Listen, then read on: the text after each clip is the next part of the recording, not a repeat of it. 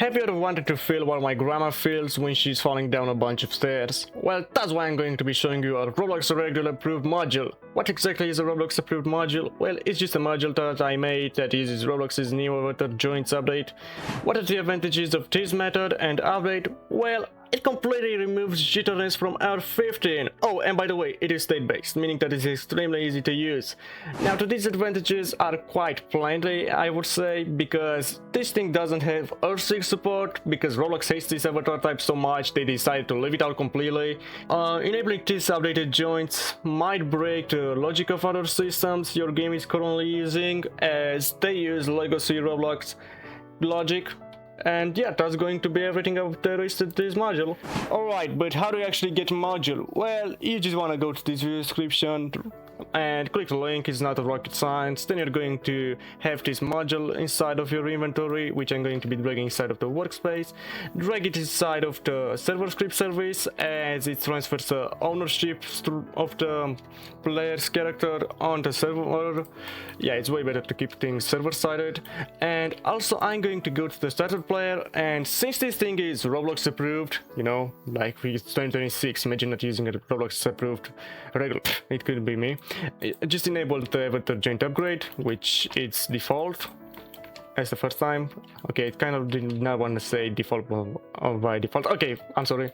Alright, and since thing is a Ragdoll module, we actually need to reference it, so I'm going to create a script, and I need to get I'm going to be getting the server script service and the replicate storage. Why? Because I want to make a local script for our players, so whenever he is going to touch the letter G on his keyboard, or R I guess, he's going to automatically create Ragdoll. So that's exactly what I'm going to do right here. Alright, so we're referencing the Ragdoll module pretty quick, and it's going to be, yeah, just this line of code right here. It seems like the AI system finally did something good.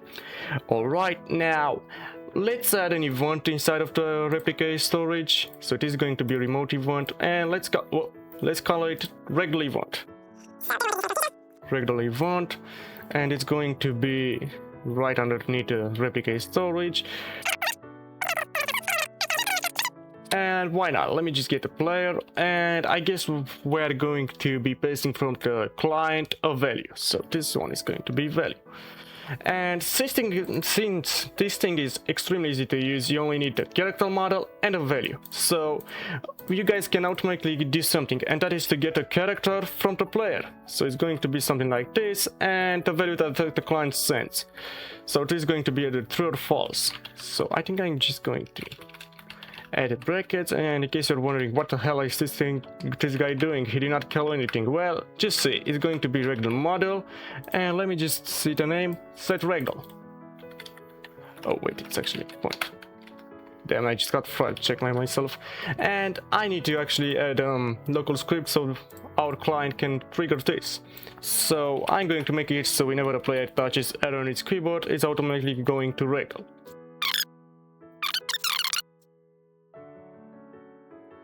And this is going to be true, but I don't really want this one. Actually, no, I think I'm going to make two separate ones. One is going to be screw it, I'm just gonna use auxiliary variable. And is Ragdoll is going to be not is Ragdoll, which is basically just going to negate that false, so it's going to be true. Anyways, this thing is not rocket science at all, and this is the only thing you guys need to pass on the client. See how easy it is? So let's just check if this thing works, or if I did any mistakes. So I'm gonna hit R on my keyboard, and it works. Great! So that was the setup.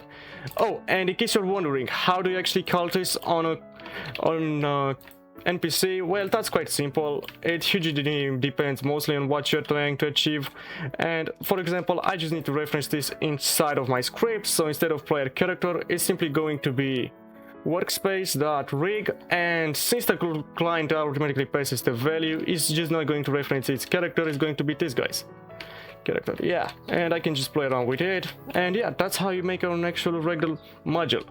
Pretty simple, huh?